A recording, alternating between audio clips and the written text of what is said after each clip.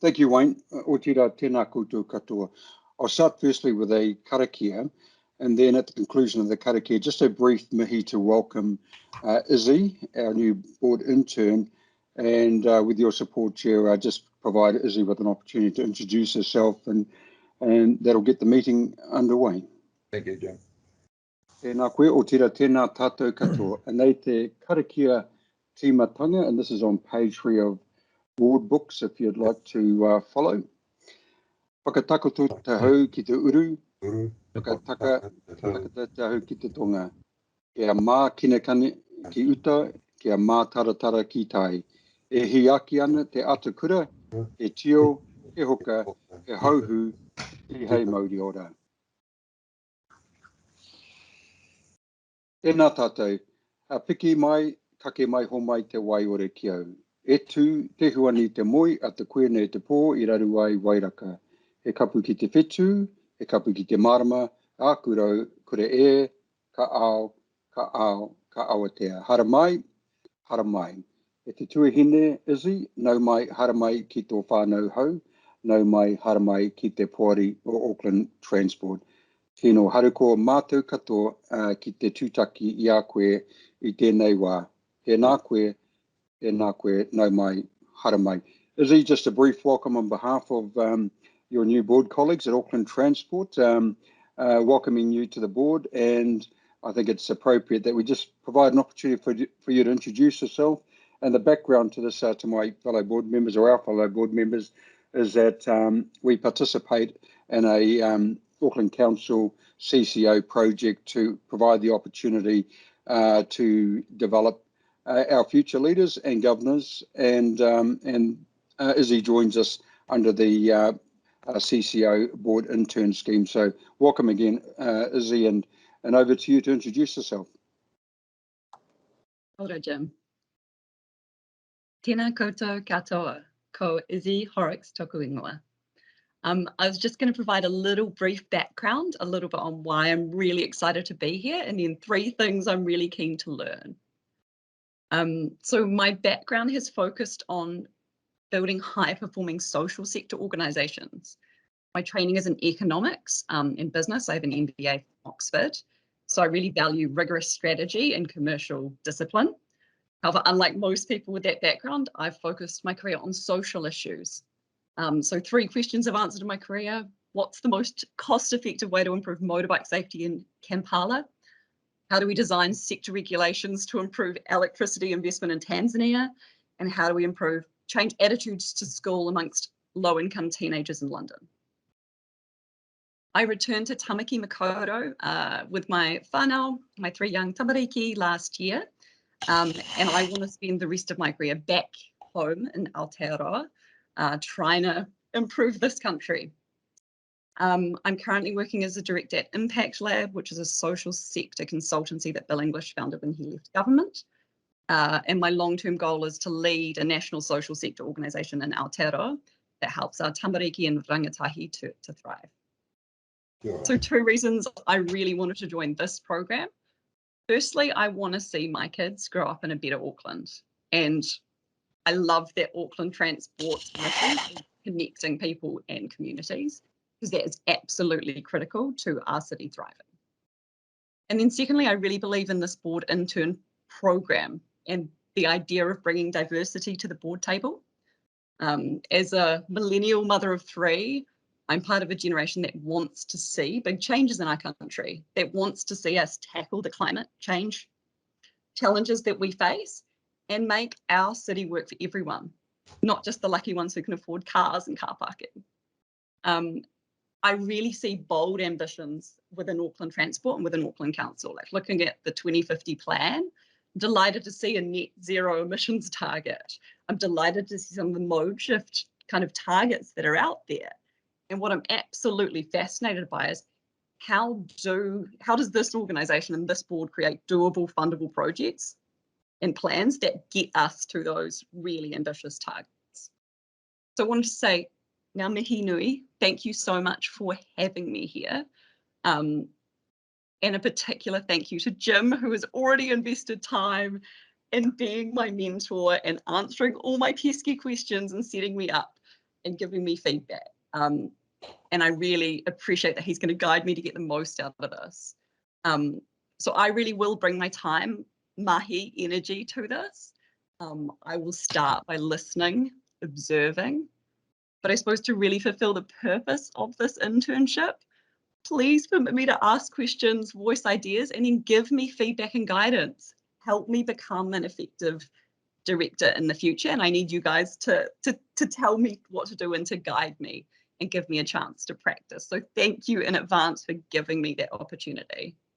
I think the two things I'm really keen to learn about is obviously the content of the things we are discussing. These are the critical social challenges, social, economic, environmental, safety issues that are facing our city. So the actual decisions matter, but also the process by which those decisions are made, so the governance process. In terms of the areas that I'm most interested in, is that how we achieve the long-term plan, how we get to tackling the climate crisis and making our city work for everyone in terms of equitable transport. How to respond effectively to COVID. I'm really interested in PwC's review of the initial response and being very favourable at how AP responded, and then how some of those actions are implemented to make sure that we continue to do scenario planning, continue to respond effectively and navigate through kind of a once-in-a-lifetime shock to how our city transports how people in Auckland transport themselves. And then finally, just how do you govern such a complex organisation? I am absolutely fascinated that there is 751 pages of board papers that you guys have had to read. How do you pull out the most pressing strategic issues, debate this in the meeting today and all the trade-offs, and collectively come to robust decisions? No pressure at all. I'm going to be watching, listening, and I'm just delighted to be here. So. Thank you very much, Izzy. That's a great introduction. You're right, it is a complex organisation, and it takes a while to build up the background knowledge, and you will possibly find that in your eyes, we might be leaping to conclusions that don't come from the papers in front of us, but that's because we've talked about it several times before, and and sort of taking the next step rather than starting. So you'd be very interested in your observations in due course about what you're saying. Okay, that's great. Apologies, we have apologies from Tommy Parker. Adrian, did you want to do any sort of an update at all? I see in the paper your participation in the real world with Queenstown Board. Yes. Yes. Look, I won't do that today. As I said, my internet connections are a bit marginal, so I won't. I'll be trying to probably use more the chat bar, and if they look stable, I might pipe up with something. A lot of things will come up during our discussions anyway today. Are there any late items of general business? Okay. Just one thing, and I'm not sure where we've got to in terms of resolution for this. I was interested in getting an update on the judicial review, but I'm aware that in parallel we've got a meeting being set up with the RTC. So yeah, just wasn't sure where that landed as a request, if that's something for us to cover today or if we wait for the RTC meeting. Can we discuss that during closed, please? Yes. Yeah. We will be. You will be. Thanks, Shane. Are there any changes to the interest register, or are there any items or potential conflict with items on the agenda the board, any board member wishes to raise? Just before that, Wayne, just still on the category of general business, I thought I just mentioned we've got the CEO of the Independent Maori Statutory Board coming to present the items under tab 12. I thought it would just for your consideration be worthwhile just to do a brief mihi to Lisa Murray, and so well, I'm happy to do that with your support should you choose to. But I have no changes to any interests for my part. Okay, thank you, Jim. We'll do that. Wayne, I do have one change which I'll send through to Jody with TSB Bank. Thank you very much, Mark. And I have one as well, Wayne, which I'll send through to Jody as well.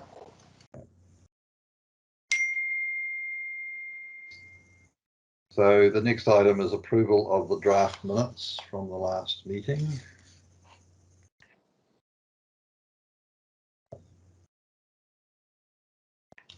Has any board member got a amendment, question, comment? If not, I'll take it that it's all good and move that the minutes be adopted. So have an aye. Okay, thank you, everybody. Action register. A couple of items there, isn't there? Shane, did you want to cover those off? I can talk to them, Wayne, if you like. It's we've got the 2 items which are completed today, the 2 items in the bottom box there. The nothing in progress, assuming they're completed today.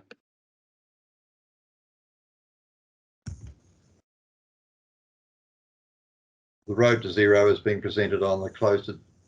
No. We're having a presentation on that today, aren't we? Closed agenda, is that wrong? Yeah. That's correct, Chair. Yep. And okay, but we're not doing the top item today. So. Chair, perhaps if I could just add a couple of comments. That you're absolutely right. The road to zero is coming to the board today, a presentation later on, and the top item at short notice has been cancelled, and we will reschedule and get that booked into a later meeting, hopefully the next board meeting. Okay, so the police officer we're expecting, the commander we're expecting is not here today. Okay, thank you. That's correct. I can probably talk to that a little more later, Wayne, if you like. Yes, thank you, Shane. We'll move on then to Chief Executive's business report. Shane, I'll let you do the highlights you wish to do. Thank you, Wayne. E te tia mana, mihi mai e ngā kaitau, he mihi mana hau kia koutou. E ngā kaimahi, tēnā koutou, Izzy, no mai, haere mai, whakatau mai, tēnā koutou, tēnā koutou, tēnā koutou katoa. Welcome everyone, including our directors, Izzy, my colleagues, and I think Liaison Council. I can see you somewhere there, Chris Darby. So welcome this morning. It's great to have you here. I just want to call out 3 points, and I'd like to start with on the first page the Ngā Kaihui program, which is, I'm not raising it necessarily because it's been recognised by our peers and by other agencies, but rather in the context of the conversation or the paper that's coming later, which Lisa Murray, the Tūma Whakaere from Independent Māori Statutory Board, will be joining us for. And I raise it because both you will see the Ngā Kaihui piece, but later we also have a paper on the on-bus audio. We're doing some. We're as part of that project, we're doing it's advancing the cause of te reo Māori, and probably more than te reo Māori, some of the storytelling around mana whenua in Tamaki Makaurau. Joining the dots for you, Lisa will come along and speak to, will join us for the papers around te tiriti, the te tiriti audit and the expenditure review. But I note that the work that is being done in terms of things like Ngā Kaihui and the on-bus audio announcement fit outside the perimeter of what council is auditing in terms of expenditure. We're doing more than what is expected from council in terms of its outcomes framework. And that is being achieved by embedding Māori outcomes across a wide range of our program. And it's being facilitated by our Māori engagement team. I know they're not on the call at the moment, but it's also, and they're doing a great job collaborating across the business, but it's also being embraced by the organisation more generally. So I don't want to prejudice what Lisa has to say, and I'm not trying to, but I do want to make clear to you that our efforts in this regard go well beyond what is called out through the council program.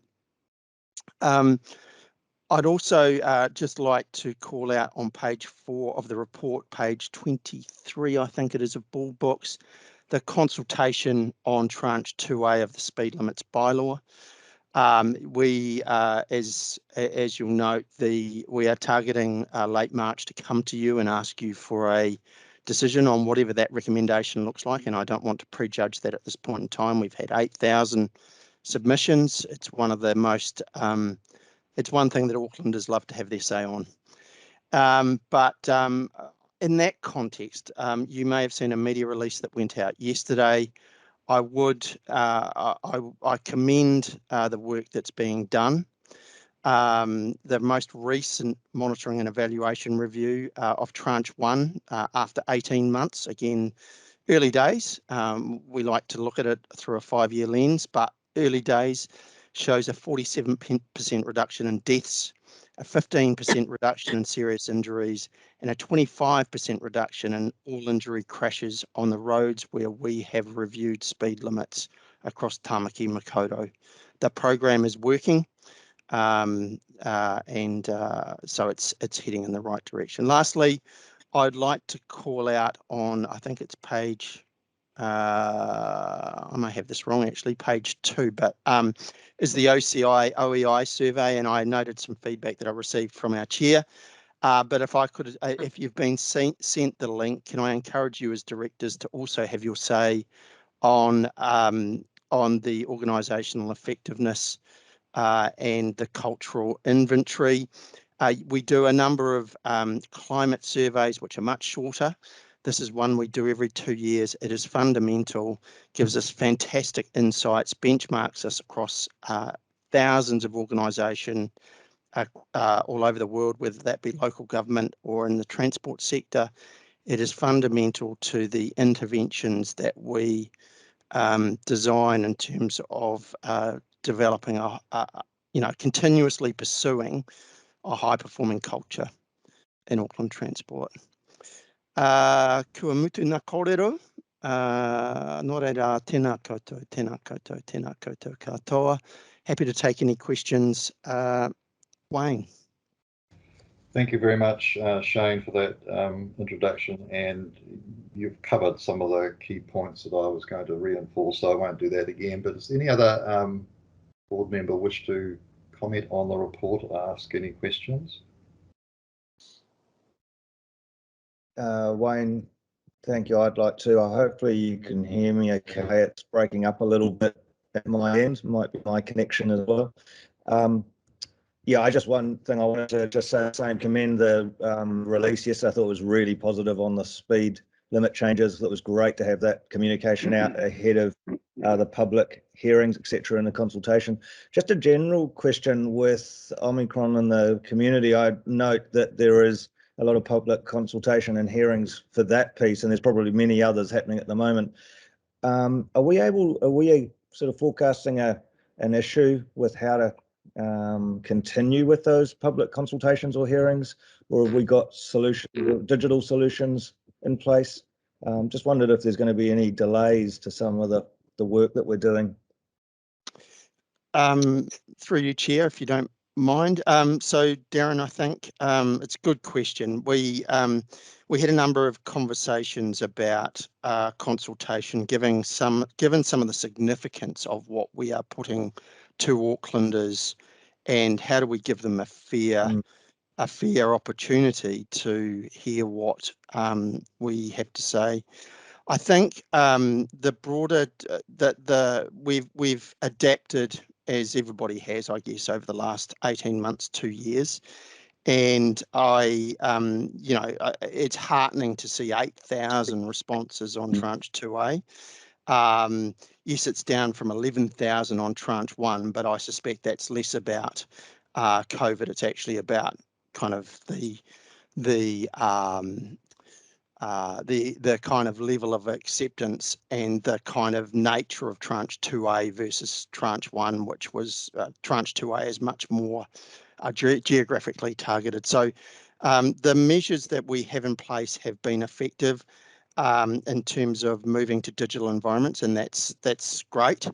I think the challenge we really had some challenges before Christmas, which was around coming out of that alert level 3 and 4, and what was fair and reasonable to put on some specific parts of our communities,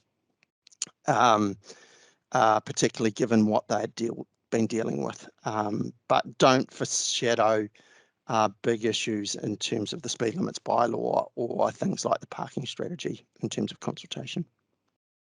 Okay. Thank you, Shane. Izzy, if you get a chance to talk to Andrew Allen, ask him about tranche 1 of the speed management. That process and the stakeholder discussions and alignments that needed to happen to get that across the board would be of great interest to you, given your background. Okay. There are other items on this agenda, but I think they also come up in our next meeting, so I'll leave my other comments till then. Councillor Darby. Thanks, and thanks, Shane. Hey, just the negotiations on the exempt services with Fuller's have become quite protracted, Shane, and I'm just looking at, I think it's paragraph 32 indicates that we'll hear shortly. But look, I hope this doesn't sound rude, but we've sort of been waiting for the shortly for a long time. These negotiations were due to be concluded, and I know there's been interruptions and that sort of thing, but when are we likely to conclude that that deal with Fuller's on the exempt services? Through you, Chair, and Councillor, look, a really good question. It's a really challenging process to work through, and that's not necessarily in relation to the negotiations, although they are a commercial organisation, clearly. There's a lot of water still, I say a lot of water, there is still some water to go under the bridge. Clearly, there is a balance to be struck, as always with everything we do in terms of value for money, but also in terms of our long-term strategic objectives. Councillor, I suspect it may be worthwhile Mark Lambert or one of the team just giving you a bit of a download of that separately, if you don't mind, just given the commercial sensitivity around some of the issues we're talking about. Fine with that. Thanks, Shane. Happy to do that, Chris. Abby, you had a no? Really, all I wanted to reflect was it's been a really, COVID just takes up so much headspace, and I feel really proud that this organisation has continued to push really hard on Māori outcomes while having so much energy kind of taken by that COVID piece. So really, this is just me wanting to acknowledge Shane and to your team and to the team who's led that work, that, you know, it takes prioritisation and leadership and courage to keep doing that work in the face of other really demanding priorities like COVID. So congratulations. I think that's something I know I feel really proud about. So well done. Kia ora, Abby. Yeah, thank you, Abby. I think that if I was going to mention a theme at all, it is the tremendous work that's going on, being agile behind the scenes to keep things that we've taken for granted as normal, keeping them normal and keeping them going. So it is, and it, you know, it does take a lot of energy, and I think we do need to keep that in mind. That the organisation is actually running very hard to keep up because of Omicron. Yeah. Is there any other questions on the Chief Executive's report? Wayne, I'm just going to make. I was just going to make a comment on the graduate program, and I'm not sure if I can't recall if it was reported here about the recent award that we won for that. But I was just going to reflect on the fact that, 2 years ago when we were doing lots of cuts, it was one thing that the board insisted that we not cut. In fact, we've grown it. And I'm interested for your comment, Shane, when we are dealing with such a significantly challenged labour market, which will be the case for some time to come, how important is that graduate program where we have real credibility, really as our own pipeline? And is, is it something that we can, I guess, just, tweak up a little bit? Because I suspect it's going to be 2 or 3 years in these extremely challenging labour market conditions. Thank you, Madam Chair. Look, great question. And look, I think I'll just take a little bit of time with this. Probably about 3 or 4 years ago,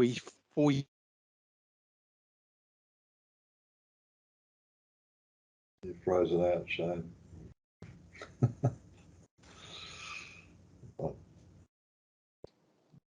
No, he's going to have to. Lost me, or I lost you, something like that. I might just turn my camera off. So sorry, I might just start again. So 4 years ago, we started with our graduate program. We were dipping our toe in the water.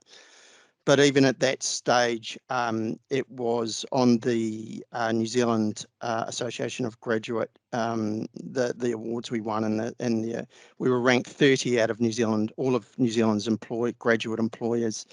We've tweaked that program. It's been part of our continuous improvement journey, and brought in the strong kind of te ao Maori flavour to it. And that's at the point that it became Ngā Kaihui. Madam Chair, as you suggested, we doubled. We kind of didn't sacrifice the program when we had the issues in terms of the COVID emergency budget. But this year, and I think this is referred to in the open report, we actually doubled down on our graduate numbers. We went from 20 to well over 30 this year.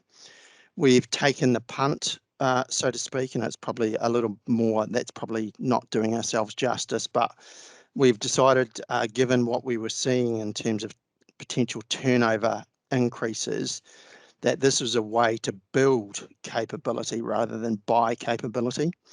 And I note that we've got a session with the People Committee tackling this kind of people risk that the board has flagged in their top 3 to 5 coming up in the next 2 or 3 weeks. But really, whether it's been foresight or whether it's been fortuitous, the program and the success of the program and the quality of the program is something that we can really lean upon, and potentially look over in the next financial year, I guess, how might we go even further? And that would be a real challenge for us, but it might be a challenge and an opportunity that we just can't pass up. Okay. Thanks, Shane.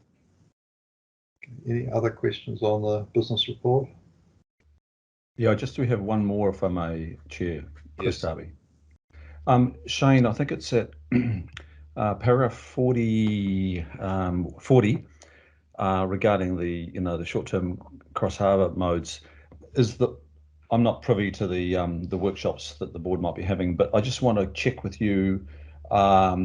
You've raised the question there that the Minister is likely to be interested in the board's view on this proposal. So how is that board view being garnered? Has it already been sought through a workshop, or is there a process coming up? So, Councillor Darby, I have to say it's a kind of a point of frustration at the moment. I would, if I'm speaking frankly and honestly, about how we get AT governors involved in the loop on these processes in terms of the NZ Up projects.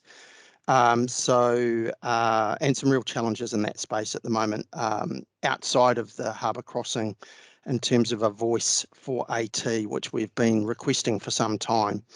I know that Jenny and the team are working to pull that together at the moment in terms of both the material that we need to put in front of the AT board. Once we have that, I think we'll be seeking an opportunity as quickly as possible so that the board can take a view and formally express that view to the Minister. Look, thanks, Shane. Chair, just on that, I'm hearing Panuku are also struggling to get in the door on this one. So it's not just ourselves, it's Panuku. And I think, I see a recommendation that might be going to a minister ahead of this board, or possibly even the Panuku board, being able to formalise its views. So I'm hearing there are some multiple problems with that recommendation. Look, I'll have to leave that with you, Shane, and the board, and your equivalent, David Rankin at Panuku. I think the concerns are quite broad. Adrian, did you want to comment? Oh, if I could just make just a note, we haven't seen any detailed proposals, Councillor Darby. No plans. I know that West Haven is essentially all owned by Auckland Council and is all delegated to Panuku's management. So I'm not sure what the proposals are there. No, I just wanted to actually just ask a question. There's a lot of discussion about the development strategy monitoring report, and we've seen in the year ended June 2021 extraordinary consenting of almost 20,000 new dwellings in Auckland, which is sort of at huge historical highs. That will obviously take with it massive increased population growth, and they kind of go together. I understand that one's driving the other, and perhaps the other way around sometimes, but not here. And with it, we will obviously see with the increased population growth, we have all these dwellings. We know where they are located, so we should be able to model with this within 3 years what the additional VKT and what the additional carbon is going to directly come from these new homes, many of which I note, although they're not in rural areas, they will be in far-flung parts of the urban area. So I'm just wanting to, I think when we get a development monitoring report, I want to understand what is the increased ask of the transport system, what's the increased ask of the public transport system, and what is the actual additional carbon with our current fleet and our VKT, which is typical of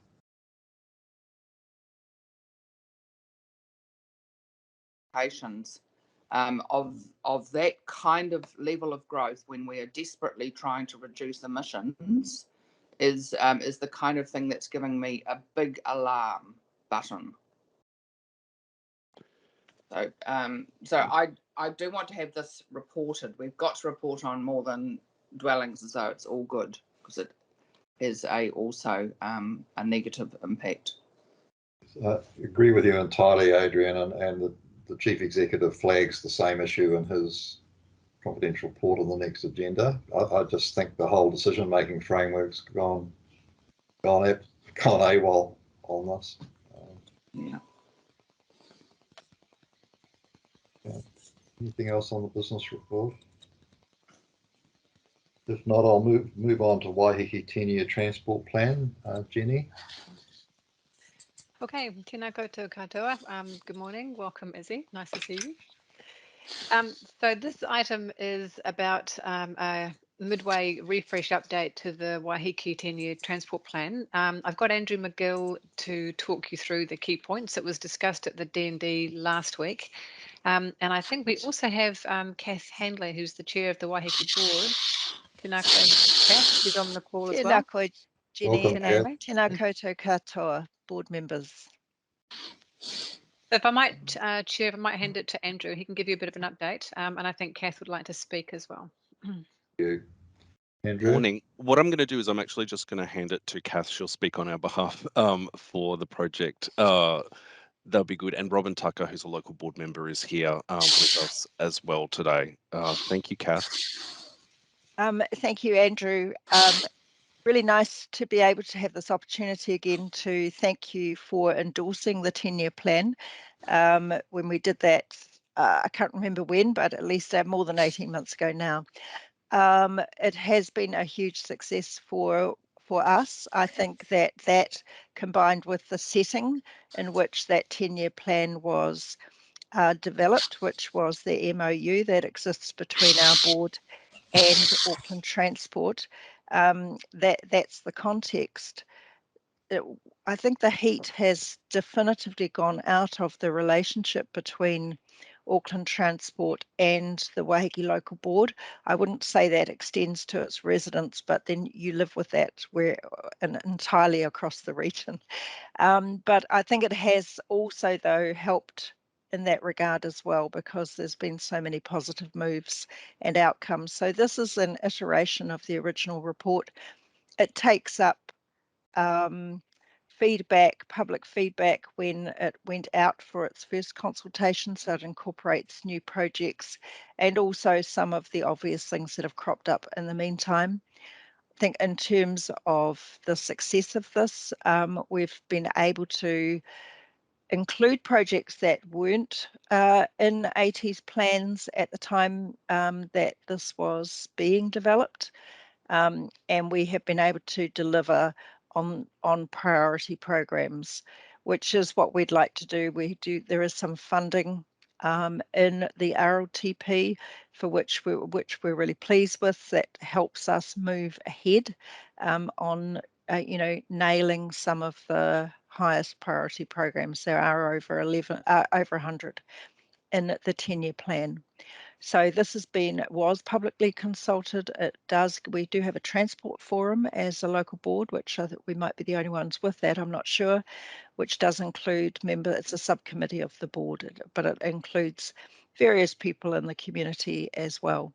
So I do commend it to you. I would thank you also just for the supportive leadership, Shane's leadership, but also across the executive team, most recently with Jenny, who's worked really hard with our Electric Island advocacy group, and the board and Vector to establish and help us move ahead with electric charging stations in the road corridor, which has been formative work, I think, for Auckland Transport as well. So thank you very much. Happy to take questions, and also Robin, who's with me, might turn on her video so that you can see her, because she can see you. But really just to endorse the work that your team, Auckland Transport, is doing, and to thank you for the support of the board to date. Kia ora. Thank you, Kath, and kia ora, Robin. Kia ora, tēnā korua. Adrian, did you have a question on this one? You're on mute. Sorry, trying to keep this stable. Great to see you, Kath, and the other councillor from Waiheke. Look, when this was approved, I was relatively new to the board, and I could absolutely see the reason for it, but I was a little bit concerned about how much funding there was, and the aspirations that had been built. What I've been really interested in and really extremely heartened is that we've been able to reshape some of our existing funding lines to really sort of have a really good match between what we could do with what the island actually wants doing. So what I wanted to sort of understand was just a little bit about the mechanisms behind that, because satisfying community priorities is obviously a really good way to go, and I hope that it's meeting transport broader network outcomes as well, and I would have thought that it is. So I'm just keen to know how we've done that. How have we shaped existing funding lines to be able to deliver on the priorities that you've set? I would certainly go back to Andrew for more detail, But I would say that some of it has worked to our advantage. I think some of the moves that you have made with respect to developing new funding streams anyway, that the safety program, for instance, is working with us. We're about to be part of the next tranche and which goes out for public consultation, and we've got a radical program which actually addresses every road on the island rather than specific by groups, rather than item by item. Right. Which we will get huge public interest in and huge pushback, of course, but we're hopeful support. So I think there's just a general alignment anyway in thinking with your funding streams, but I'm going to leave Andrew to answer the more detailed questions, because for us sometimes it's out of sight really, and certainly beyond our ken how this does happen, because a lot of that is to do with your team understanding how they can approach our plan by flexing within Auckland Transport's finance stream. So could I just pass that to you, Andrew?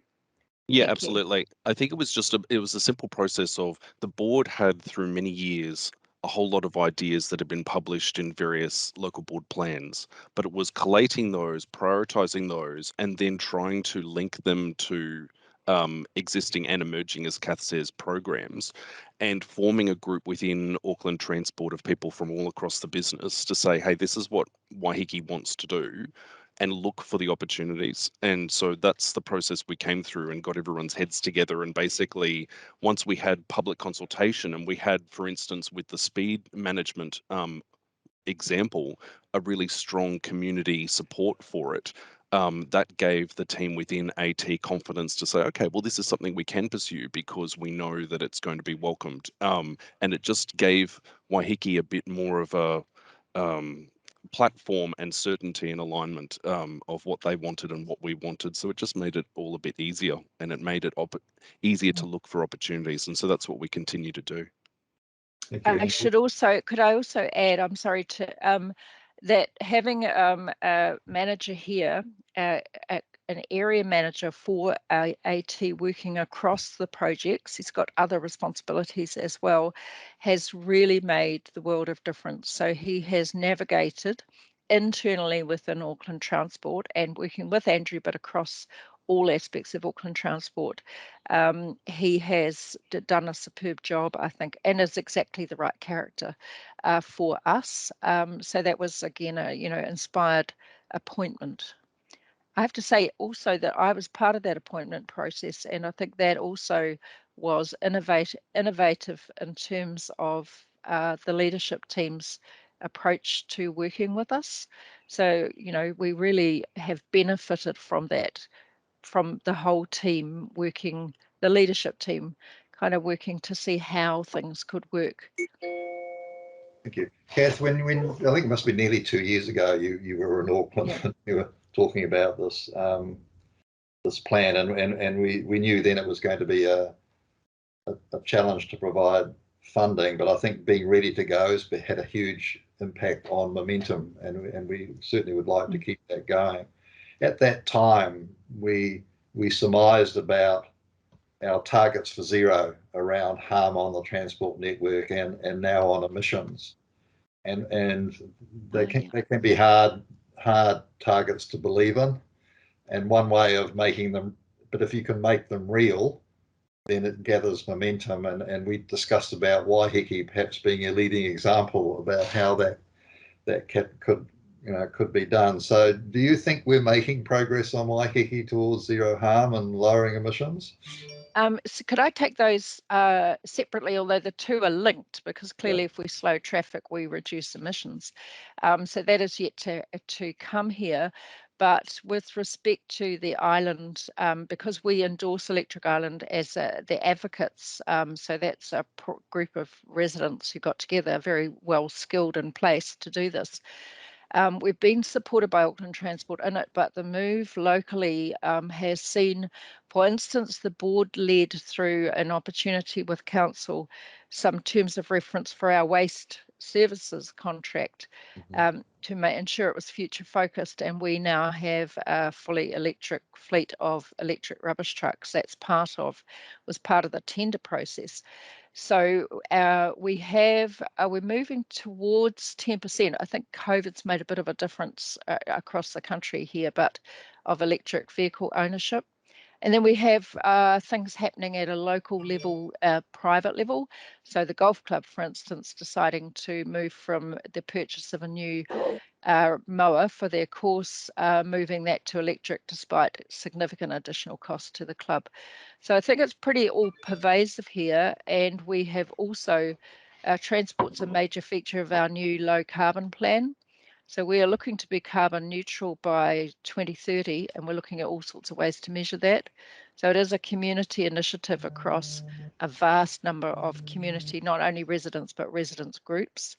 So we have 100 different initiatives happening on this island from grassroots level. So we'd love to be a beacon, but I think we work very hard on that as well. And that includes obviously initiatives like reducing emissions of ferries.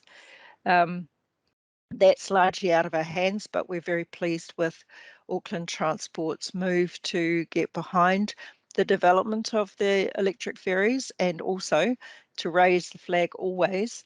We are always seeking to get competition into the routes and to get an equitable slice of the piton pie. So that remains our single number one driver.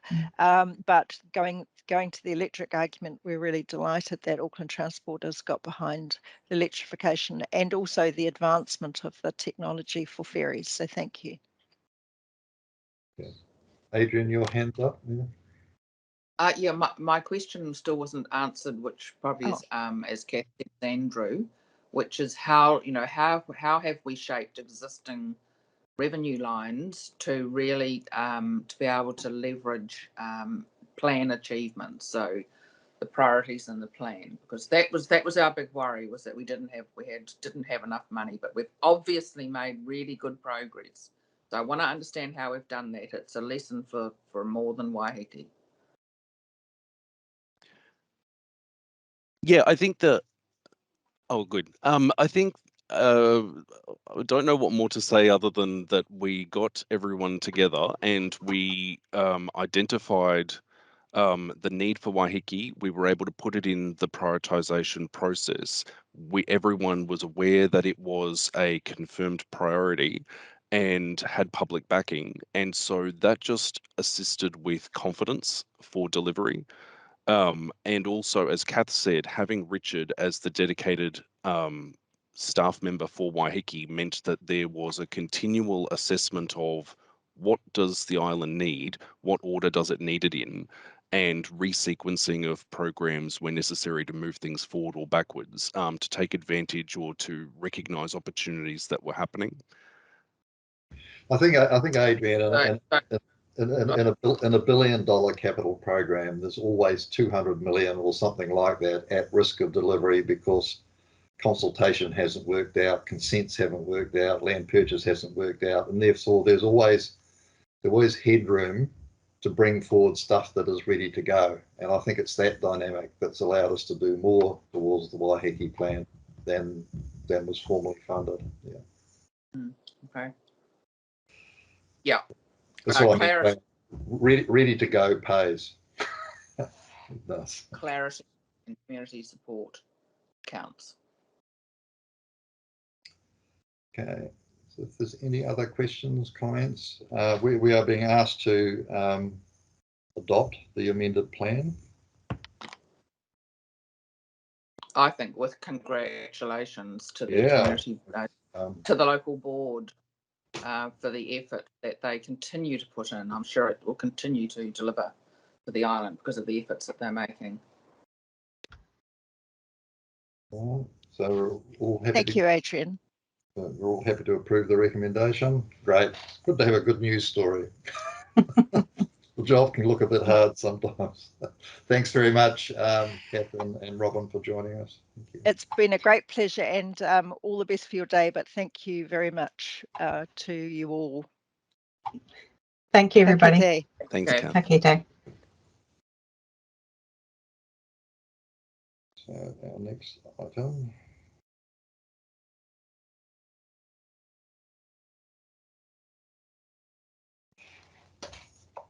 Acknowledge total me. I'll have to go to the background sheet. The indicators report, Chair. Yep, thank you. Yeah. Is that with you, Jenny? Yeah, so I might ask Andrew to come back on the screen and just give us a quick update on what's changed in the last month on the indicators report. Hi again. Getting at Maddie to do Oh, this wonderful. one. Great. So You there? Maddie, who prepares the report in the team, and she's going to have an opportunity to speak to you. Hi everybody. So as Andrew said, I'm Maddie. I'm a transport planner in the integrated network planning team, and I have the pleasure of writing the monthly indicators report every month. So this current monthly indicators report, the December monthly indicators report, has the data from October, November and December in it. So the last one that you saw was the September one. So there's just a couple of things I'd like to flag. So as to be expected with the ongoing COVID restrictions, patronage on the PT network is down quite a bit compared to the same period in 2020. We expect this is because a lot of people are working from home, and are concerned due to COVID, public transport and stuff, being in a confined space. So that's one thing I'd like to flag. The next thing I'd like to flag is that deaths and serious injuries are increasing, as you'll see, like quite a bit. So I spoke with the AT safety team. Just they're obviously aware of these like concerning trends, and so they said they're trying to continue to deliver on the 2021 business improvement review recommendations. One of the key actions is the development of an advocacy plan focusing on increasing AT's influence on policy and regulatory changes, so supporting Vision Zero and working with New Zealand Police to increase enforcement efforts, and with the Ministry of Transport about fines and penalties. So looking at more positive things, so a couple of things we're doing really well at the moment is the level of service. Obviously there's less cars on the road, so both the arterial road network and the freight network, the level of service is really high. So that's looking good. So if you have any questions, just let me know and I'll endeavour to answer them to the best of my abilities. And if I can't, I'll get the answers for you. Thanks, Maddie. Any questions of Maddie? Maddie, this might be a bit hard to answer off the cuff, but as you mentioned, there's a bit of a turmoil out there. Things are moving around month to month. And I suppose our eye is quite strongly on public transport patronage. And when you're looking at it, do you see any patterns or trends that we could perhaps look to sort of grow public transport in a different way? Is anything coming through to you as you look at these numbers? I know they're wandering around a bit. Or perhaps you'd like to come back on that another time. Yeah, I mean, I guess there's like one thing that jumps out is one of the key reasons is that there's commuters coming in and out of the city, and obviously they're not doing that much at the moment. So maybe trying to focus on not commuters, like trying to pick up other people that might take the public transport network, a bit more laterally, or different, rather than that tidal flow of like coming in and out of the city. Nothing else off the cuff. Sorry. That's all right. The future's going to test us, and I think you're right. It's getting to know what other people might do to move on to public transport as things like CBDs sort out their future. Mark, you had a question? I did. I'm just sort of struggling with the comment on page 73, just that local road deaths had increased by 120%, which is just horrific. And that's in a sort of an environment where there's probably less kilometres being driven on the roads. In a climate where we're reducing speeds on the roads, it just doesn't, correlation just doesn't connect for me. And the statistic itself is horrific. Yeah, no, definitely. One key thing to note would be, so we compare from December 2021 back to December 2020, which within the December 2020 rolling total was that first lockdown where people just kind of didn't go anywhere. So there was like relatively low death and serious injuries on the network because people just weren't doing anything. So that would be one key thing to know. But yeah, it's not great. It's still above historical and above trajectory. it's a double whammy, Mark. There's a low base because of the 12-month to 12-month, but also we've seen an acceleration in DSI on the network, which would have looked horrendous even against a normal number 2020, and hence the focus on enforcement, which really is, I think, potentially missing in action given everything else the police has to do.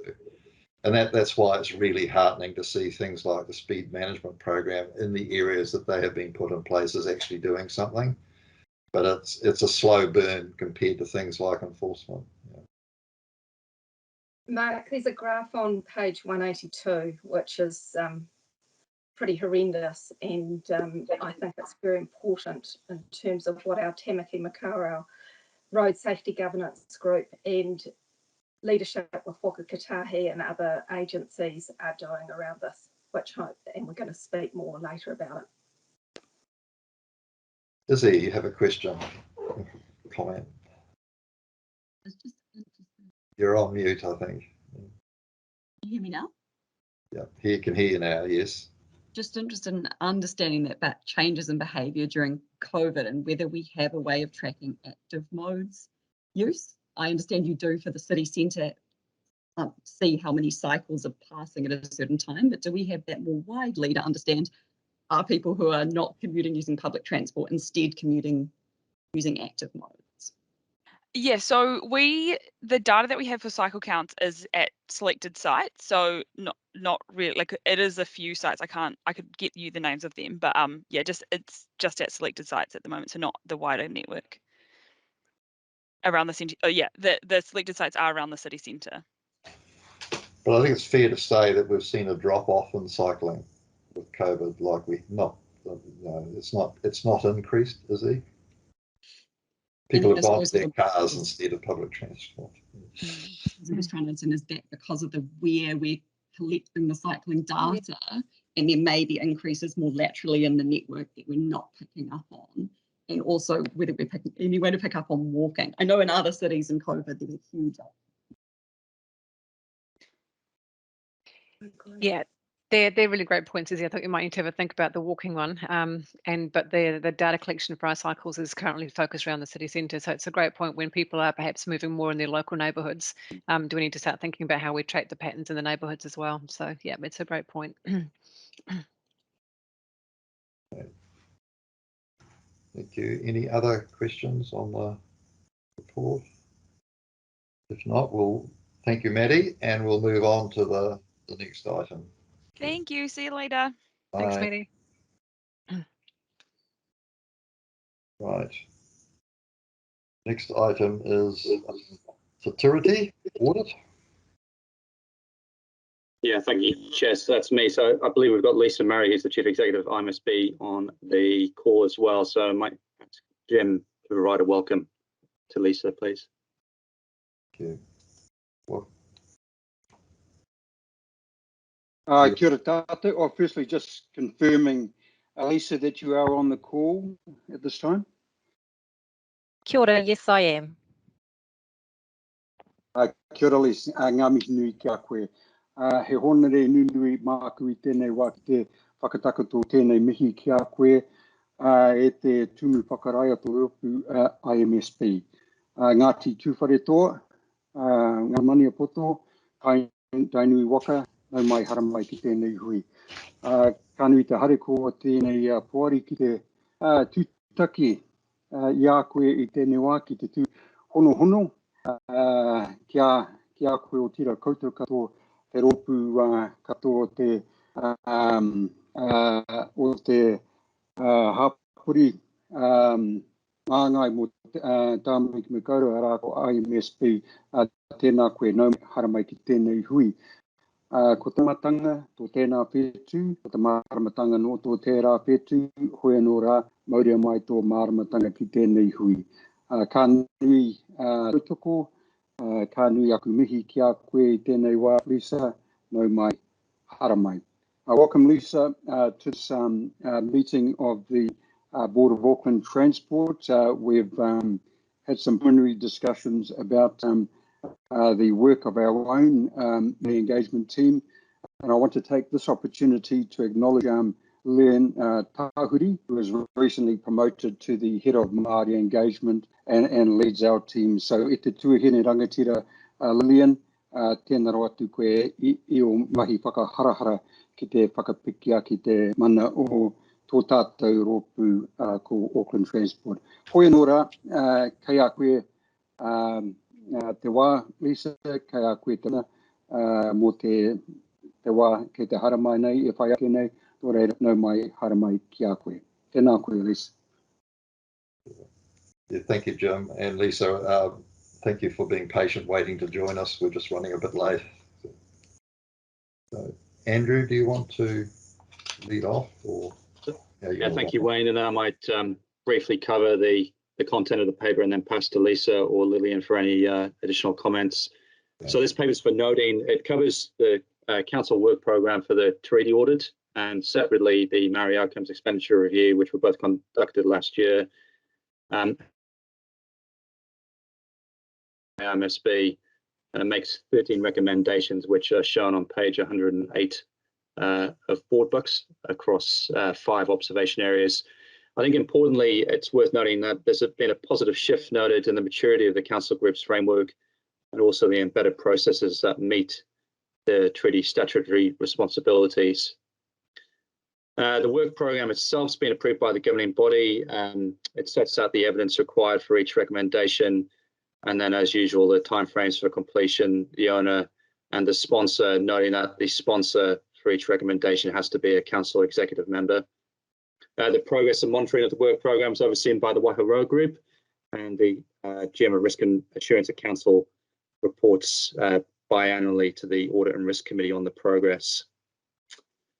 So in terms of the Maori Outcomes Expenditure Review, this latest review, which has been completed by KPMG, is the first in a period of 4 years. It acknowledges good progress by the council whānau and notes the increased expenditure year on year towards Maori outcomes, which is obviously pleasing. KPMG has identified 3 themes which are focused on advancing the achievement of Maori outcomes, leadership and strategy, and increased focus on outcomes themselves, and also improving the effectiveness of the steering group for Maori outcomes.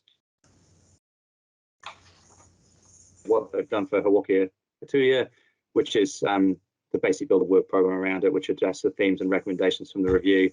But I would note, as on indicated on page 109 of board books, that they've indicated support and general observations around the themes made, and the fact that a lot of those are already covered or in progress as part of the CCO review work, which is already underway.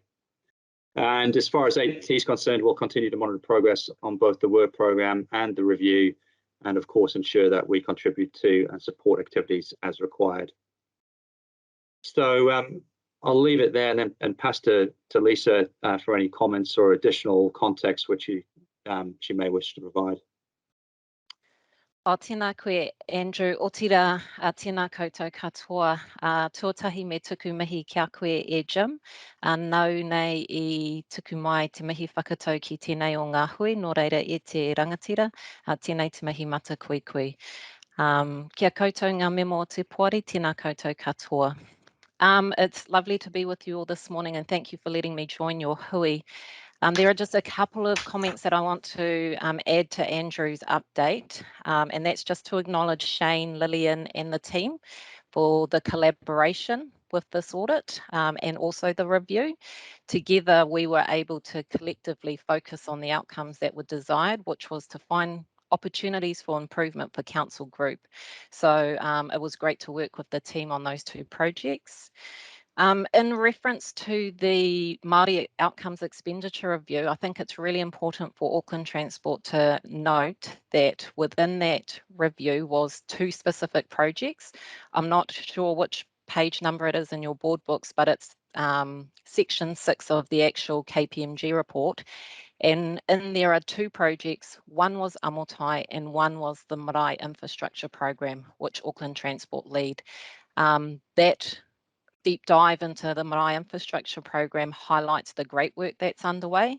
It highlights great reporting, procurement, progress, and the fact that despite the disruption of COVID-19, 2 marae programs were finished with their infrastructure and 9 initiated.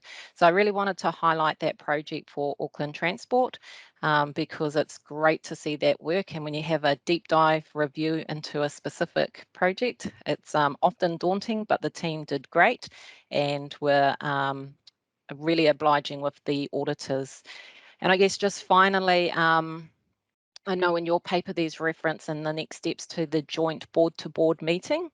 Andrew and I tried for last year on a couple of occasions and COVID interrupted that, but just letting you know our process, I guess, is we're open to doing online board-to-board hui with CCO, and we're starting in March with another CCO. So we've come to the conclusion that face-to-face might not happen, but we're going to keep moving on it. Anyway, that's all from me, and yeah, I'll pass it back to you, Mr. Chair. Thank you. So any questions, comments from the board members?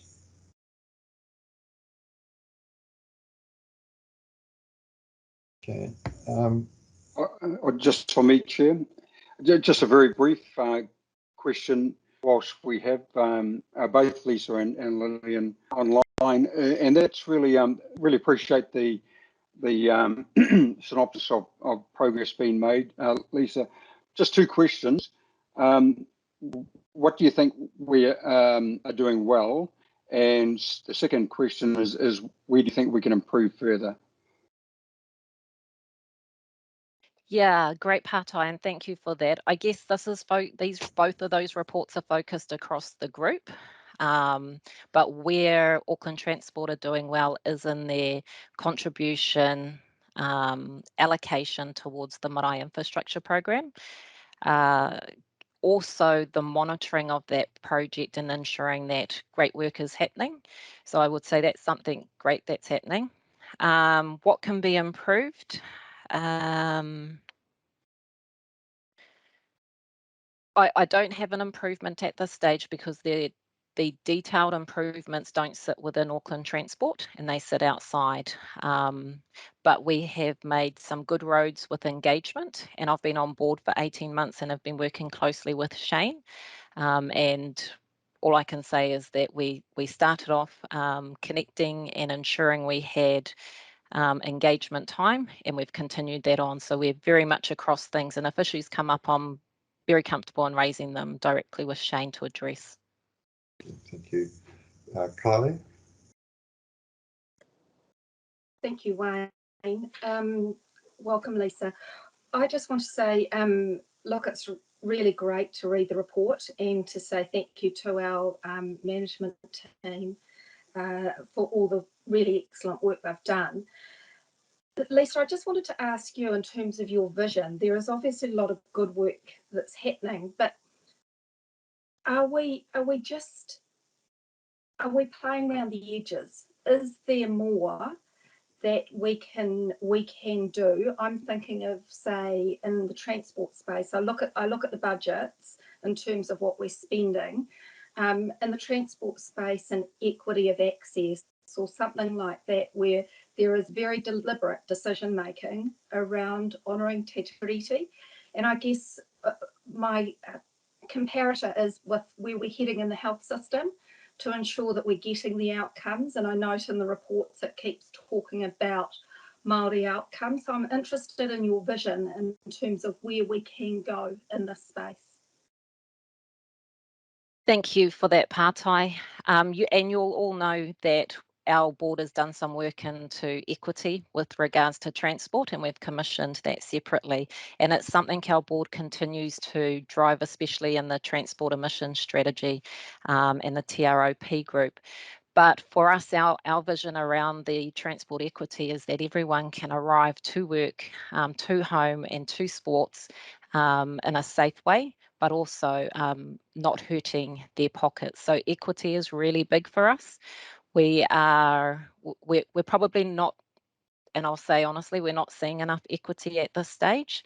Our southern and our western suburbs, which are hugely populated with Māori, are always affected with good routes in, and good roots out of their community. So it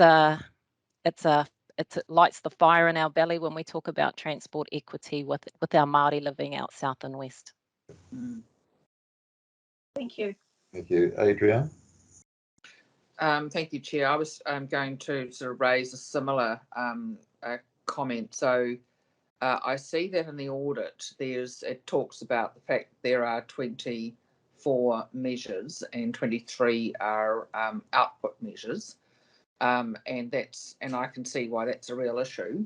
So I just want to make a couple of comments. The first is that I have seen some of the output of the Maori investment program, and I can see how practical that is. Sometimes outputs, like putting in car parks and safe off-road facilities, are actually really good because they can have many, many uses besides parking cars, she says.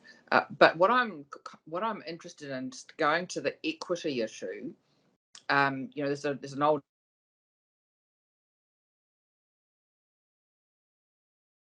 here we are. I've had a dropout. Sorry, Chair. I'm back. So what I'm interested in is really practically, and this is sort of a question for executive really, if we were to take 2 or 3 what I would call incredibly powerful indicators of how well we're doing, I'd be very interested to know how we would measure transport equity for our urban Māori population. By urban, because that's where we can give all the choice. Okay, we can't. It's very hard if it's up in the northern area of Rodney, which is very, very rural. There are other sort of things there. So look, I didn't get that. Could you try again? So I'm interested. On mute, Andrew. No, it's all right, Adrian. Yeah.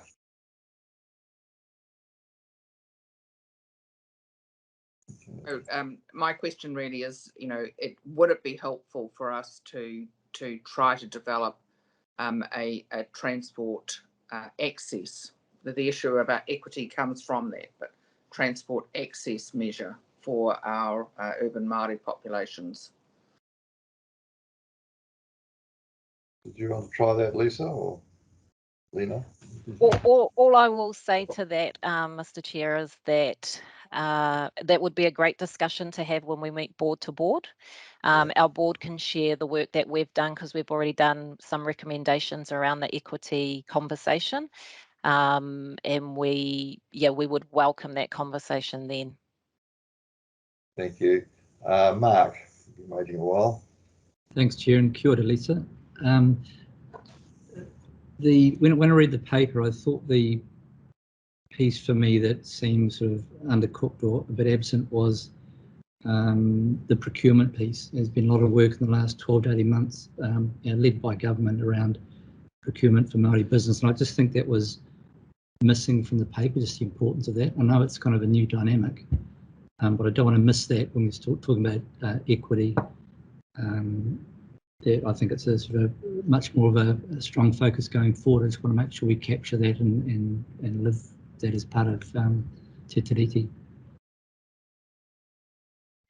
Kia ora, Mark. In the report, you'll see the deep dive in section 6 in Amotai, and Amotai has been a big driver around the supplier diversity, but I note your comments around procurement, so thank you. Thank you. Jim? No. Adrian, your hand's up again, or is it still up?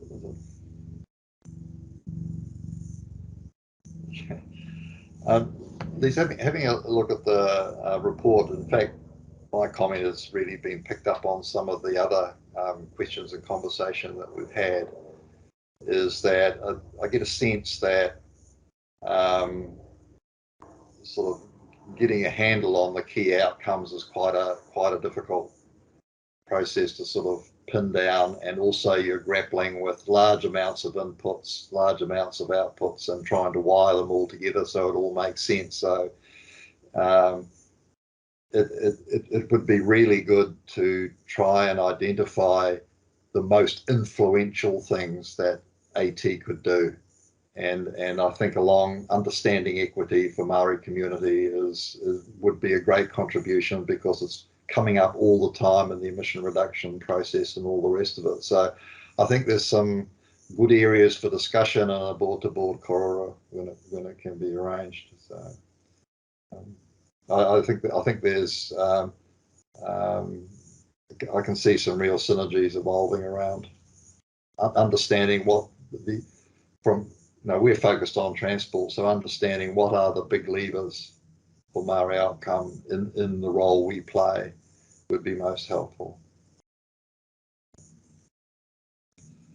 Carry on, Jim. You have another comment?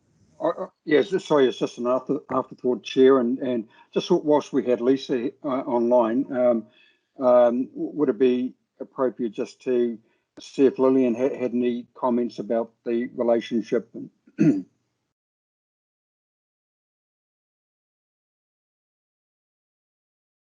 Lillian, are you there? Kia ora, I'm happy to contribute.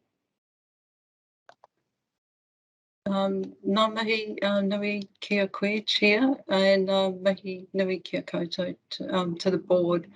And thank you, Jim and Lisa. I'd first like to acknowledge the Independent Māori Stat Board review, and it's a really fair assessment. And there's, even though a lot of it was targeted at council, there's things that we can take on board. And I noticed in the board paper it talked about engagement with individual iwi, and yes, that our relationships with iwi have developed, and we've gone from using the Kaitiaki Forum, which they have themselves matured, into wanting to engage individually. So what we have done is changed our process, and that was a risk for us meeting our treaty obligations and engagement. So we're glad that it was picked up in the report, and it highlights that we need to focus on that.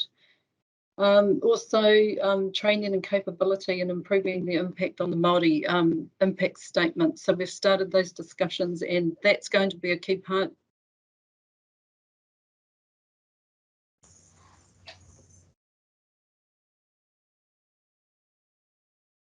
I think we've lost Lillian. Plan. Right. Sorry, I dropped out. And also the baseline training for staff. So we have got a target of training, having 200 staff go through our Ngā Kete Kiwai program this financial year. We've just gone over half that way. We should meet that target, but us in culture and transformation, through our Māori employment strategy that's still in draft, and also the leadership program that culture and transformation are doing, we are looking at training all people leaders. So that's 300. So we're actually putting that in place now. So we're at the point where we're scheduling them to go to improve our Māori capability for all staff. The recruitment for Māori staff, we've got the final draft of the Māori employment strategy going to ELT shortly. So that has got the measures that have come out through the CCO review as well, improving Māori employment. But thank you for acknowledging all the work on the infrastructure program. Everything our team does is a collaborative effort right across the organisation. It's not just our team, it's our deliverable team, it's our financial people. And one of the projects we worked with Auckland Council on, where they funded it, so through the Māori Outcome Steering Group. So that was really appreciated and helped us do Te Aroha Pā. So happy to take any questions. Thank you, Lillian. It's actually good to have be reminded and have reinforced the strong building block work that's being done with the organisation to be able to work well with our Maori communities, and building the capabilities within the organisation is a great thing, starting to see it in practice in some of the infrastructure projects is really heartening as well. So I feel confident we're on a good path to deliver, and because I think the programs are going to become more and more challenging, especially as we we deal with moving to zero harm, moving to zero emissions, and those kinds of things. And I note the input of the Maori community representatives on the emission reduction reference group, and a lot of the things we've talked about today come up there as well. So being capable, as you have just described, is going to be a key part of our role in that. So good to hear it reinforced. Yeah, I'd just like to add that on that equity question, we actually want to do more work on that too. We're currently looking at equity for Maori in the road fines and safety penalties area. So that work's about to get underway, and we've suggested to the team running that to do it independently, where we get the opportunity to have the Independent Māori Stat Board as people that that they can go to and add their value. So Lisa, you should see that coming up soon. Kia ora. Okay, now I've got Nicole and Shane. I think Shane, you were first. Thank you, Wayne. Look, I would just flag for everybody on this call, I think, and Nicole is well aware of it, but I think what we're seeing starting to play out and what we'll have to consider, we'll have to grapple with relatively quickly is how partnership and governance will play out in more of what we do. And clearly it's coming up on light rail, but my sense is we need to be quite progressive in this area, and I think there are some significant opportunities to do that. And the area of road pricing is probably one of those areas where, it's been great to see IMSB and Council and AT working together on our submissions, but I think it is only the start of a bigger engagement and a bigger effort and a bigger partnership that's required. Thank you. Nicole? Yeah, I endorse all of that from Shane and thank the team, Lisa and Lillian, for your efforts, because I think this is really important. I just want to, for Lillian, there is a series of penalty reviews going through Cabinet in very short order. MIT is leading that work, so I just wonder, your timing might not be quite aligned with the process or the legislative change process that's currently happening. So I think it would be very useful to link in with MIT and just make sure, because I think that work would be a very useful input into the penalty regime fees reset. It's about to go out for consultation, so just do that check. Thanks for that, Nicole. Yeah. Okay. So Lisa, do you have final things you'd like to say before we wrap up the discussion? No, just thank you for the opportunity to engage with you this morning, and I look forward to the board-to-board hui in the coming months. Okay, thank you.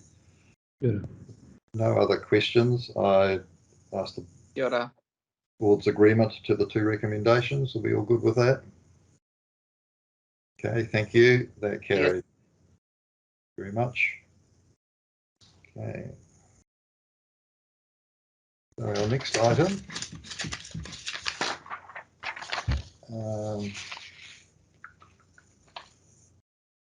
Building a world-class audio experience on buses. So Vanessa, be waiting patiently.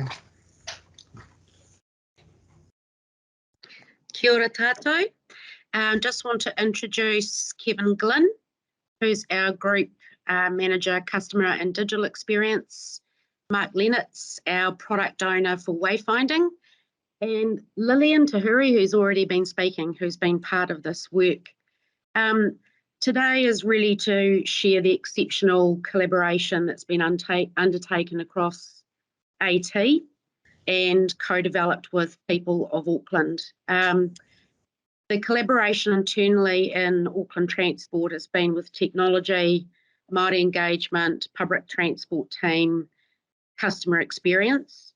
And I think it's really important to point out that the Ngā Kaihoi graduates have played a really pivotal role in the delivery of this.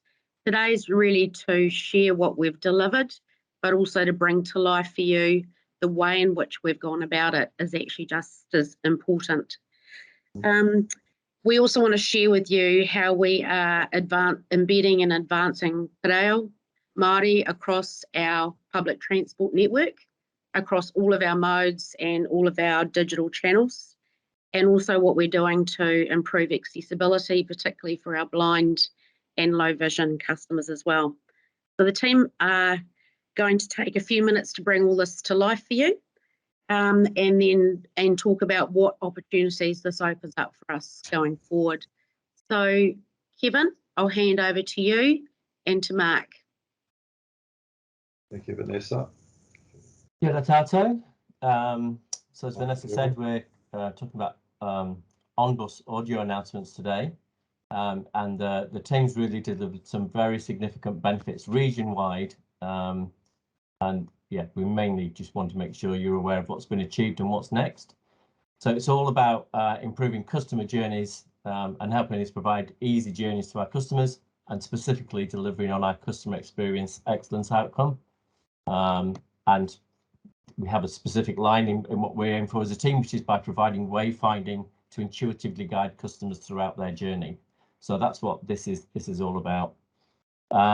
It's actually part of a wider programme, a non-bus connectivity project, which is delivering a number of benefits. Partly it's future-proofing the technology on board, and like initially it's going to have a benefit of reducing servicing costs by about $1.5 million a year. It's going to improve our hop top-up experience for customers taking buses. It reduces that significant pain point of having to wait up to 72 hours for an online top-up to appear on your card, and bring it down to about 1 hour, which is in line with what's happening on trains and ferries. And thirdly, it enables us to deliver the on-bus audio announcements, which is what we're going to focus on today. I'll hand you over to Mark to take you through the top notes of the presentation, specifically how we introduced a more simple, more customer-centric, humanistic naming convention for bus stops, our customer-centric approach to finding the right voice for the buses, the introduction of te reo in the announcements, and then we'll finish by taking you through the next steps. So I'll hand you over to Mark to take it through, and the first thing he'll show you is a video that brings to life how this mahi was progressed with our customers and key stakeholder groups. Thank you, Kevin. Kia ora koutou, everyone. Yeah, it's an absolute pleasure to be with you today and share this story. We started this journey probably about 14 months ago with a customer sprint for 3 weeks, where we listened to what customers wanted in an audio experience, and we created some prototypes. So we're going to play a video for you, which is about 3 to 4 minutes, and I think it sort of tells the story really nicely of what we did and what we learned from that experience.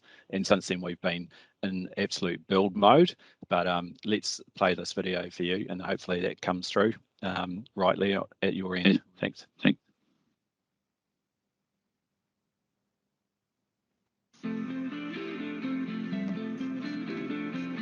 In 2021, Auckland Transport will be rolling out audio messages on buses across Auckland to help customers better navigate our city. To design and test the proposed messages, we gathered 20 volunteers from Auckland Transport, the AT Māori Engagement Team, the public, and the Blind Citizens Association. We recorded audio for each stop along the 380 bus route from Onehunga to Manukau bus station via the airport. These messages were played along the journey using the onboard speaker system. All messages were in both te reo Māori and English. Ko te kotahirau mai iwa ki ngā toa hoko hoko o Onehunga. 109 Onehunga more. We were testing several factors: the timing, format, content, volume, and the length of the messages. We tested safety messaging, info about upcoming events, as well as messages welcoming visitors to Auckland. What we found was really interesting. Firstly, we heard that audio messages are really helpful for customers. Through experience, what a lot of blind people do is they ask the driver, can you let me know when we're about to go to this stop? And sometimes they'll forget if it's a full bus. A train, you know you're always going to get off at your station because they announce it, and regardless, the train always stops at every single stop, where a bus doesn't. So it's good to it's good to have the audio on the bus as well, so for them to ring the bell. The Te Reo Māori was very well received and is considered important.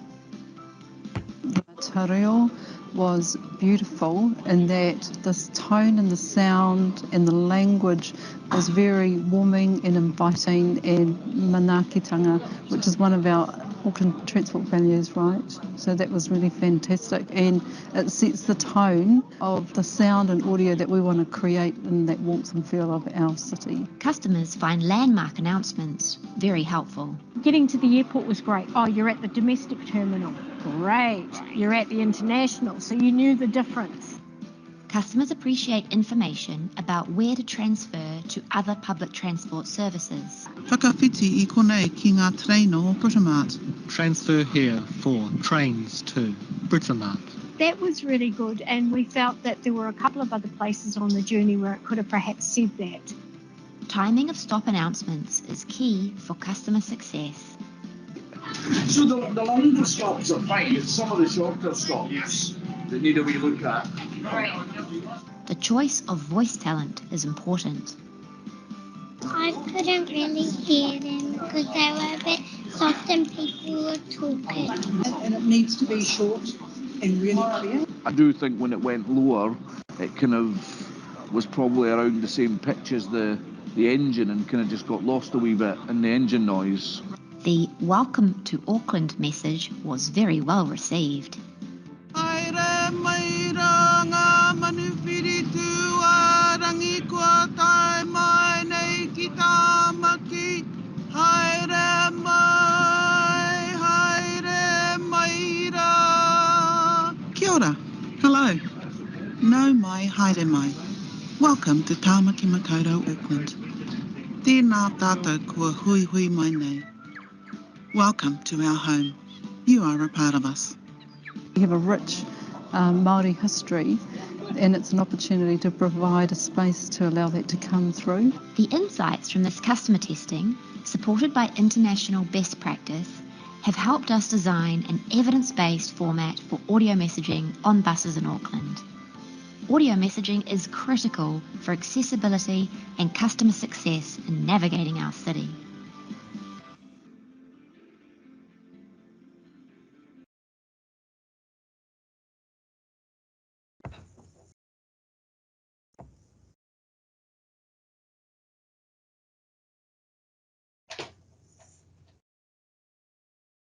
You're on mute, Mark. Thank you, Vanessa. Thanks, everyone. I think that video encompasses what this project is all about. It's absolutely listening to a wide range of customers, seeing what their needs are. So we're listening to the blind and low vision community. We've got English as a second language community represented. We've got the full range of age and gender as well. So what we learned from that was hugely important, and it set up the project for what we wanted to do taking forward. So I'm just going to run you through really quickly 3 pieces of work that we've delivered over the 12 months since that customer testing. So the first piece is, why did we rename Auckland's bus stop? So it's incredibly important in the audio experience that we actually make this super simple and memorable for people. So what we previously had was about 75% of our bus stops were named with a street number and a street name. So it gets really complicated and it's not very memorable as you're rolling along on the bus. So we looked at international best practice and we touched base with a whole lot of operators in different regions around the world, and we looked at what would be world class. So from this, we have established a hierarchy of naming, and now we've only got 3% of the stops named with a street number and a street name. We've taken very much a landmark based approach. So we've got the major public transport interchanges being the first priority and calling those out. Super helpful for customers connecting and transferring. Landmarks, so schools, hospitals, parks, it's just so much easier to actually remember. So when you're on board that bus, we're making it super simple for people. Major intersections and side roads are the next 2 in the hierarchy, and you'll see down the bottom it's street number and street name is the last, and we've only got 3% of the stop. So it's just a lot simpler for people to understand. Now those names We tested and engaged with the blind and low vision community and local boards, and as a result of all that local knowledge and customer feedback as well, we've changed over 1,000 out of the 6,000 bus stops that we've renamed to be better and more reflective of what the local community understand that to be and what's most useful. So community engagement's been hugely important along this journey. So now this is in the digital environment in AT Mobile and Google. This is also going to be on board the buses as we roll this out over the next 12 to 18 months. So the second piece of work was the importance of selecting the right voice of Auckland Transport and the voice that is going to be on board the bus, and it's a te reo voice and an English voice. So we went through a really big process, and that customer testing was incredibly important for us to learn what are the requirements, and that's what we took to voice agencies. So we want something that's warm, welcoming, relatable, clear, great te reo pronunciation as well. And so from that, we had 120 voice actors, and we had a great time listening to all of them and refining it down to a list of 10. And then and we had a whole bunch of feedback from a whole different range of community groups on that process. And we've got it down to our final voices. And the great news is Josie from the Maori Policy Engagement team, and you heard her voice on that customer video. And we have Fussy Tour as well. And both of them are voices in other parts the transport network, so you'll hear them on train platforms, you'll hear them at the ferry terminals as well. So really consistent, and it's really nice to bring our brand and that personality to life with te reo in English. So the third big piece is the importance of te reo Māori. So kia kaha te reo Māori, it's absolutely our commitment to have te reo Māori seen, spoken, heard and learned across the network. It's also a super useful audio cue for people that are English only speakers. So instead of having something like next stop is, and you hear that 20 times on your journey, or a bing bong, we do have te reo first and English second. So that is quite a nice segue for people as they are going on their journey. Now, it's super important, and I think we are sharing the story with great communication. Shane's done a really good interview on radio. We're also putting out a whole lot of media engagement to tell the story and the importance and the why of te reo and why we're having te reo then English. And we're seeing that consistently delivered right across wayfinding. So all new projects are having te reo first, English second, and we're working through that. So this is another example of us committing and delivering on that right across the network. So you're starting to see some more consistency coming. So next steps, what can you expect to see coming next? So we've just reached an amazing milestone. So over the last week, we've had the hydrogen bus from Howick and Easton rolling along bus route 70 from Botany through Panmure into the city. And it does have audio on board. So it's been magic to listen and see customers actually reacting to that, and drivers and feedback. So from here, you'll see more buses rolling out with audio and the hop functionality and the GPS functionality as well. We are currently in a big build phase around transfer messaging. So 20% of our customer trips have transfers as part of their journey. And it's a real customer pain point. So we're trying to build something that is really going to help them, but it also highlights to people that don't use the transfers and weren't aware of those options. So that's going to be fantastic to roll that out on top of the bus stop messaging. Now, you would have heard Josie doing a beautiful karanga welcome to Tamaki Makaurau. So that's the kind of customer experience we want to be building. It's not just a bus stop message on board. So we've developed 8 new sense of place messaging, and on that first bus route 70, we've got a really nice storytelling piece around Maungarai, Mount Wellington. And as you're coming across the Panmure Bridge, the new bus bridge, and you see the Maunga for the first time, you will hear that beautiful story as well.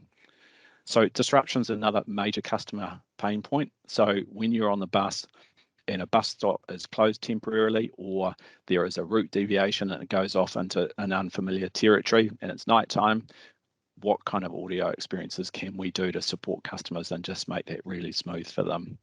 So we've done te reo in English, we've recorded it, we've got them all ready to go on the buses. we are also going to put that into the digital environment and give people the option of te reo and English as well.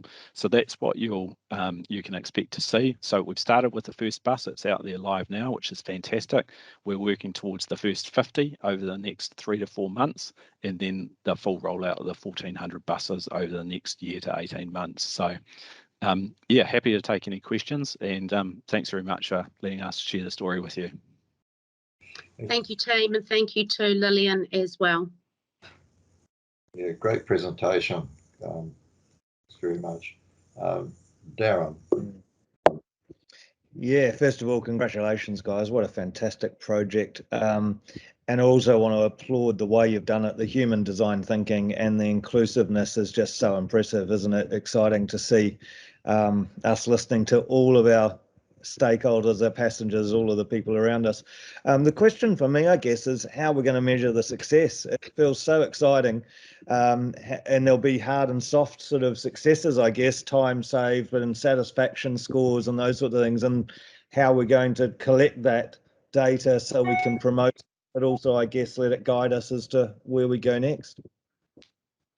Yeah, a really difficult one to measure, I suppose. We will work with Janine Allen in terms of the research team and look at options around measuring it. The one thing I will say is we're putting QR codes on the back of the seats on the buses that we're rolling out live, and from that we will be getting customer feedback all the way through. So I think sometimes customer feedback, it can have a certain flavour, and that's all good. We are just actively listening to customer feedback all the way, and we'll take the good, the bad and the ugly, and we will sense check that and actually look for how can we improve. So we know we haven't got it absolutely perfect, and that's fine. We have to put things out there in an agile way, test and learn, listen to feedback, and just tweak and improve it as we go. And we've tried to do that before putting it on board the buses. We've engaged a lot with the community. So yeah, good question about measurability. So we'll look at that. Thanks. We will be able to measure it, Darren, through our public transport customer sentiment work. So we will start to see feedback coming through on how it's helped with disruptions, customer satisfaction measures, and the extent to which it's actually making the transfer experience less of a problem, which is a real issue. The fourth thing that we'll know from a measurement point of view is customers that have been stranded because their hot balance is not actually topped up, which is a real issue if you don't have a lot of money to do that. So all of that data is available to us to measure. Yeah, the hop card issue, that'll be a great one to solve. We've talked about it for years, haven't we, of trying to work out how to get that done quickly. So, well done. It's great. Thank you. Adrian? Kia ora. Look, I just wanted to acknowledge the fantastic work here. And I'm very hopeful that in 20 years' time, we'll have half the population of Auckland will be pretty good at te reo. And so, you know, it'll be sort of like, it will be a non-issue in terms of anyone not understanding. And you do, familiarity actually really helps, and the fact that there is going to be English after the te reo, I think, you know, again, is going to sort of help understanding. The other thing I just wanted to question is that we're going to tell some of the stories, which I think is, you know, really great as a concept. But I'm just a little bit concerned that we have a lot of our PT passengers who are, you know, repeats, like every day.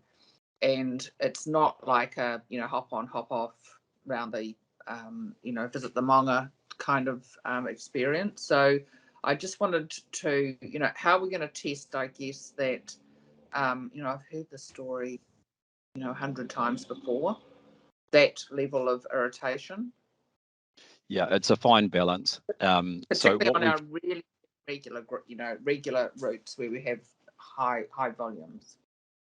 Some good news, the sense of place messaging and the storytelling will play not on every single trip. So we are building a system with flexibility to actually set the ratio. So maybe every 1 in 10 trips. So you're going to get just a variety. So the regular commuters taking every day aren't going to get told the same story. And I think over time we will be building more stories. It might be 50 to 100 over the next 12 months. And it's a range of stories. It's not just Te Ao Māori stories. It's historical. It might be people and places.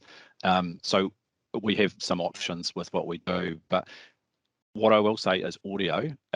We've had a look at how much audio is playing in relation to the trip time and the average trip time that customers are on the bus, and it's less than 10% of that time. So there's still 90% of quiet time. In a lot of cases, it's actually less than 5% the audio playing. Thank you. Right. Vanessa, the jargon term is mobility as a service, but really thank you to the team for making it alive and well and showing what it can look like. So I think this is the future of where we need to go, and in terms of all our customer segments. So I think it's a fantastic piece of work. Well done, team. Thank you. Wayne, I think it's clearly living our value of oahatanga, better, bolder, together. So Yeah. Great piece of work. I agree. All right. Oh, sorry, Mark, did you have a... Yeah, I just had a very quick question for Mark. I presume the system is smart and that it's using sort of GPS triggers rather than relying on the driver to sort of press buttons at certain points. It's all automated. Yes, it's all automated. Drivers can't change the volume. We're doing a huge amount of volume testing on the buses. It's all GPS triggered, and we're doing a whole lot about where those triggers should be. So it's giving enough time for people to press the buzzers and get off. So some stops are really short, some have big gaps. What kind of messages can we play and when do we need to play it? So we've done a lot of testing around that and a lot of engagement with international operators on how have they done it, what did they learn, what didn't work. So all automated, GPS based. Fantastic, thank you. Without any more questions, I'll ask the board happy to adopt the recommendations. Good. Thanks very much. I thoroughly enjoyed that item. Thank you. Pleasure. Thank you. Thanks. Okay. Right. The last item on this agenda is the safety dashboard. Who's going to talk to that? Natasha? Chair, I might. Or Andrew, are you going to do it? Chair, I might lead that off. Natasha's unfortunately not able to join us today, but we have got Rebecca Cook joining us online now. So she and I will do our best to present this. Well, we're not going to present the report. I'm going to say that in the interest of time, take the report as read. Yes. We have had a brief conversation earlier around road safety statistics and the very concerning trend. I won't say trend, I'll say the very concerning year that we've had, because I think to say that it's a trend is a bit of an overstatement. But we have not had a great year, that's fair to say, and it's horrendously disappointing that 59 people have lost their lives in 2021 on our roads. I'm not going to get into a great deal of detail. One, because I don't think there's time, and two, because we haven't finished doing all of the analysis. But what I do want to say is, in relation to road safety, we've undertaken some analysis on the initial figures, all the data coming out of 2021, and we engaged an external consultant, Colin Brodie, to do that for us. Looking at that data, initial indications are that there is nothing we would want to change or need to change in terms of the actions we've agreed coming out of the road safety BIR. So what I guess I'm saying there is that our focus areas still appear to be the right focus areas, continuing to focus really heavily on infrastructure and speed management, and certainly to focus on enforcement. And I think the enforcement effort is the one where we've really got to move the dial this year. They are probably the big triggers. I think that the work that's been done in the advocacy space around fines and penalties is going to pay some significant dividends moving forward. But I really want to say that I'm very heartened by the early indications we're seeing coming out of the speed program. And if I look at what we've got rolling out for the balance of this year and into next year with tranche 2A, tranche 2B, and the conversation that we've started around the speed management plan. If those sorts of benefits that we're seeing from tranche 1 carry through and translate to tranches 2A, 2B, and our speed management approach, I think that's going to have a huge impact on our road DSR in the next couple of years. I think I'll leave it there. Bex, can I invite you, Rebecca, just to make a couple of comments in terms of the health, safety and wellbeing component of the report on the agenda today? Andrew, I might just step in and interject there, if you don't mind, before we hand over to Bex to answer any questions. Sure. Look, board, you'll be aware that in the closed agenda there is a substantial health and safety report that's and both the open and closed have been with Kylie's contribution, and we'll talk some more about that later this morning. But this is a part of our overall package for both meetings, which is in development in terms of that. So probably best I leave it at that for now, but welcome to take any questions on the open report at this time. I'm just conscious we are running a bit late on this agenda. The same topic comes up on our next agenda. I'm just wondering if you're okay to deal with most of it then. Very happy to, Chair. Yeah, okay, rather than talking about it twice. Okay, because it's certainly I'll be very keen to Wakakatāia in the middle of a major road to zero communication program, all that kind of thing. So it would be good to have a little bit of a round robin around how we deal with this. But we'll leave it to the next agenda if Rebecca can be available. Is that okay? All right. We didn't have any items of general business, so what I'd like to do is draw the open meeting to a close.